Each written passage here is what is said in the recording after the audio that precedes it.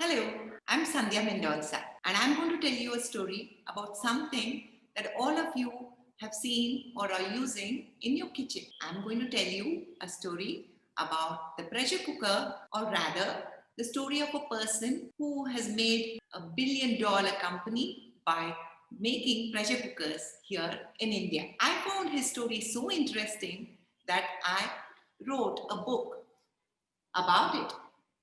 Disrupt and Conquer: How TTK Prestige Became a $1 billion company. Let me tell you the story in the words of my co-author, Mr. T.T. Jagannathan, the chairman of the company. Here is how he got into the business. Incidentally, he is known as the kitchen king of India, but he is an accidental king. You need to come home now. The family business is collapsing. You have to come back and do something to save us. These unexpected words, uttered on a beautiful day of 1972 by my father, changed my life forever. It was certainly not the life that I had envisaged for myself. When armed with a gold medal from IIT Madras, I set out to live my dream in Cornell University. As things came to pass, I was pitched from the calm environs of a university campus into the roller coaster world of business. I vividly recall the day it all started. Cornell was at its best in the spring. I love Cornell any time of the year, but spring did put a pep in my step. I was just 24 years old, soon to get a master's degree in operations research, and had landed a great job when my parents came to visit. I met them at the small airport in Ithaca. They stayed for a week in a hotel close to my apartment, as my mother thought my place was too filthy.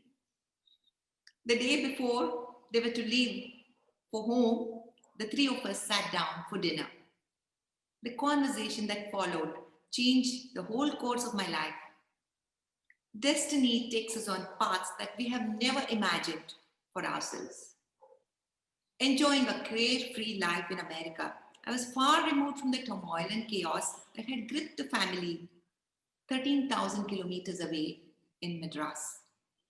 The family business that was started in 1928 by my grandfather, T.T. Krishnamachari, was sinking. As we finished our meal, father told me, "You need to come home now. The family business is collapsing. You have to come back and do something to save us." My first and incredulous reaction was, "Why is it in trouble? And why can't you or Papu, that's my older brother Ranganathan, handle it?" I'd always assumed that as the eldest son of the family, Papu would take over the business from my father. This had influenced my choice of becoming an academic. But father said, "He's not going to do that. You have to come and help." A second revelation followed. Papu had become an alcoholic and was in no condition to run the business.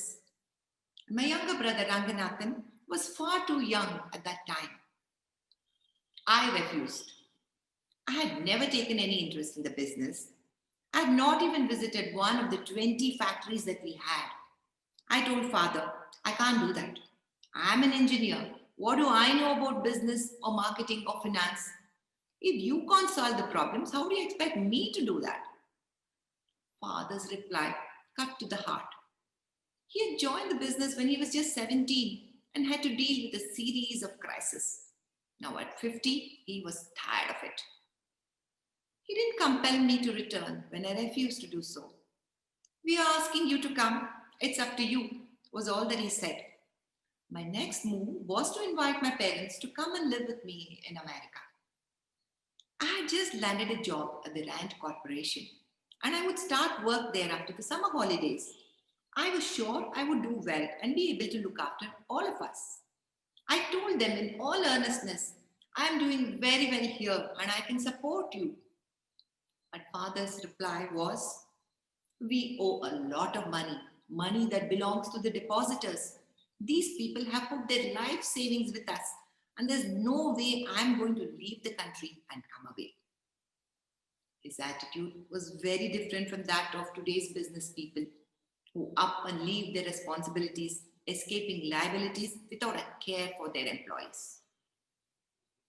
Father was clear that he wouldn't leave Madras and the unpaid debts behind. No, we can't leave. If you won't come, that's it. It seemed that there was nothing that I could do after that except return to India. I realized that I could not keep refusing my parents' request to return. But I was also reasonably sure that whatever the problem was, it could be sorted out without too much trouble, and I would be able to go back to Cornell. I completed only 2 of the 4 years course for the doctorate that I had worked on. Man proposes, but God disposes, and I had to leave America without my doctorate. 20 years later, Cornell did give him a doctorate though. I was so sure that I would return to the US that when I followed my parents to India, I left all my belongings, clothes, bags, and books back in the US. I was optimistic that I would be able to figure out what's wrong, help father tide over the crisis, and have the business back on track. How naive I had been to think that, and how little I knew about the mountain of problems that lay ahead.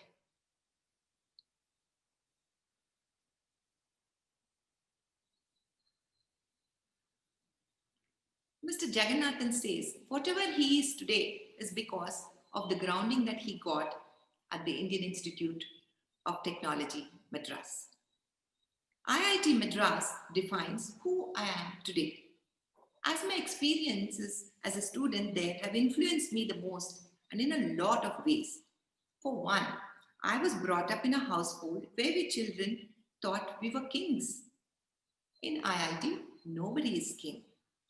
All your rough edges get smoothened off when you start living with people who treat you like they treat everybody else. You start learning how to mix with people as an equal. That was an important learning experience for me. The second change was the move from an air conditioned room with a fancy bed to a small room with a steel cot. I got used to that too. Many people can't handle the pressure and stress at IIT. I too struggled during the first 6 months and wanted to quit. But my mother advised me to stick it out for a year at least.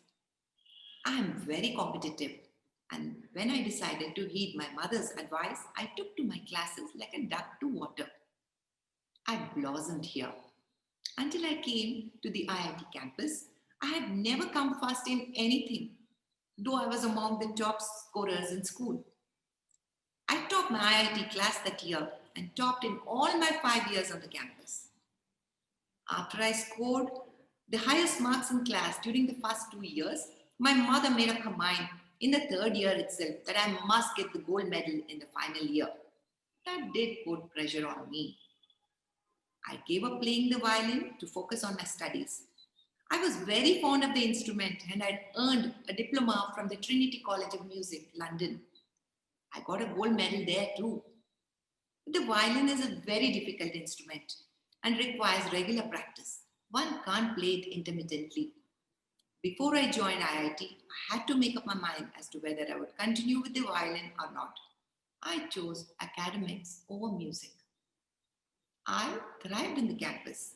From being an introvert, I became an extrovert, and my leadership qualities were honed during my stints as General Secretary of the students' body and captain of the tennis team. And in my final year, I did win the gold medal, much to my mother's joy. I had made up my mind to get into the IIT in the summer of 1963, when I was just 15. This decision was influenced by a chance meeting I had with 4 young men who were on a train ride with me to Madras from Delhi, where I had spent the summer with my grandfather. I was very impressed with the confidence and the manner of speech of my fellow passengers. And when I found out that they were students of IIT Madras, I decided straight away that I wanted to join the institution too. I prepared for a whole year, getting coached after school. I came 59 in the entrance exam. My coach was Shankar Iyer, who was to later start a successful coaching center for students aspiring to join IITs. My fundamental understanding of mathematics was very good thanks to my high school maths teacher, Shiva Ramakrishnan. I was born in Madras and had schooled first at the Presentation Convent in Church Park and then at Besant Theosophical High School. My pre-university course was at the Jain College. I was among the top 10% in the SSLC exam, but the prestigious Loyola College rejected me, even though my uncle, T.T. Vasu, was a trustee of the college. In my third year at IIT, the principal of the Loyola College had been invited as the chief guest for the hostel day celebrations. In his speech, he said all the toppers at IIT were from Loyola. I got up and said, "No, I'm sorry. I'm the topper here, and I'm not from a Loyola because you did not give me admission." I must say, I enjoyed that moment. Having taken to campus life, I set my sights on America. I liked everything about academia, and my plan had always been to become an academic and stay in the US as a professor, as teachers' salaries were very small back in India, even in IITs. While at IIT, I applied to several top universities to study industrial engineering. While the industrial engineering department is part of the mechanical engineering department in most colleges, in Cornell it was part of the operations research department. I didn't know what OR was and had to go to a library to look it up. I realized that OR was the subject I wanted to study all along and not industrial engineering. It also helped that a very close American friend, Randy, had a sister who was in Cornell. He introduced her to me, and her boyfriend, Randy, even set me up on my first date. I have never regretted the decision to join Cornell. It's a great university with the most beautiful campus I've seen, and I enjoyed studying and living there. I later sent all my 3 sons to study there.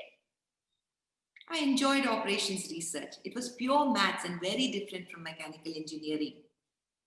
The transition from being an engineer to becoming a mathematician was difficult initially, but very soon I became a straight A student. In fact, my probability professor, Brown, used to give me his tests before giving them to anybody else.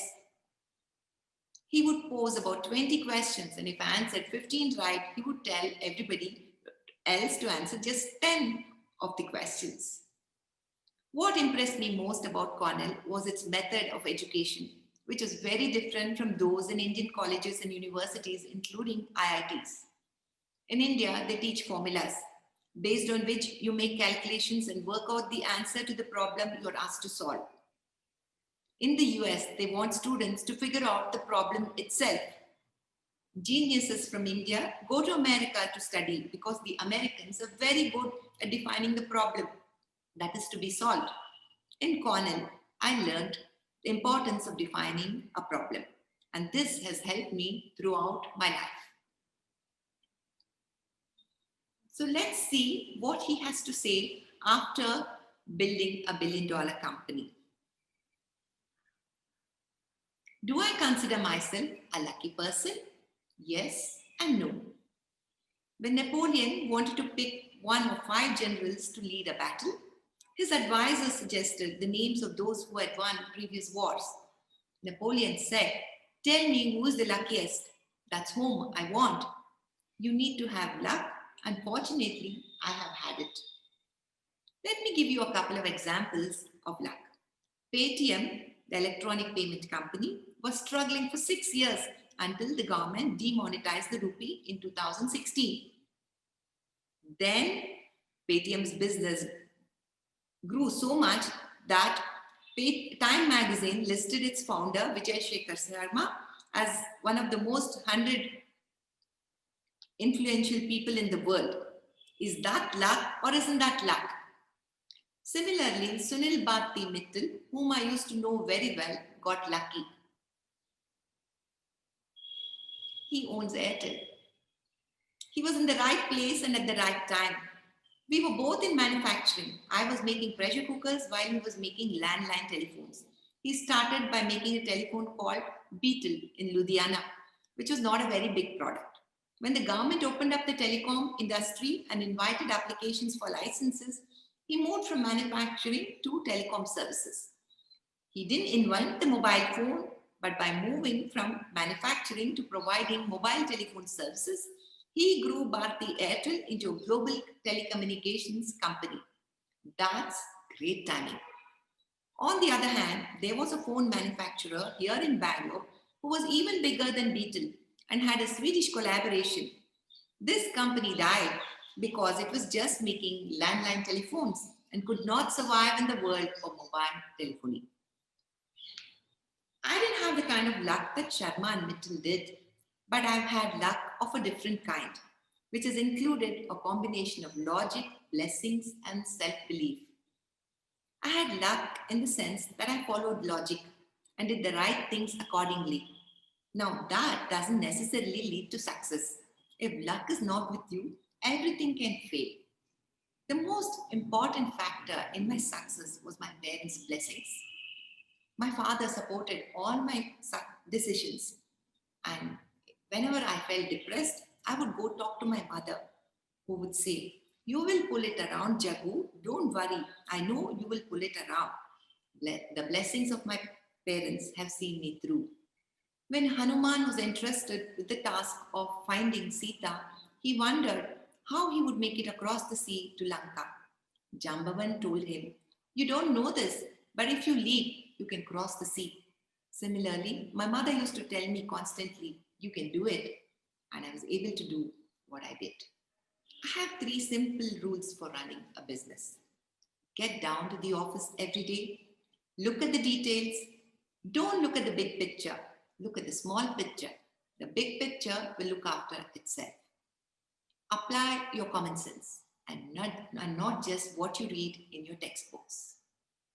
It's important that you get to work every day and you look at the details, because it's in the detail where you lose money. You only have to look at our own businesses to see how things can go wrong if one only looks at the big picture. My father started businesses that were great. The big picture was fantastic, but it was in the detail and in the execution that things went wrong. You must not be afraid to use your common sense.